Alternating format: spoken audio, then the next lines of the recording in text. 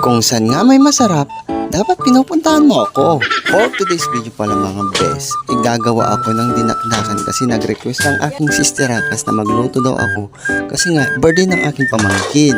Habang nakasala nga dyan pala mga bes, pinagkati muna nila ako ng manok na native kasi nga gagawa daw si Padres ko ng tinola. Ang kaso, ako lang lamang ang nagluto.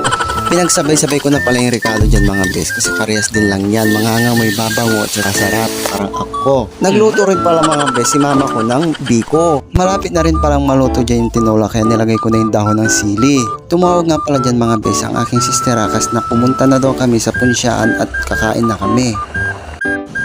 Nakarating na rin pala kami mga bes. Tsaka yan nga pala si RJ yung my birthday.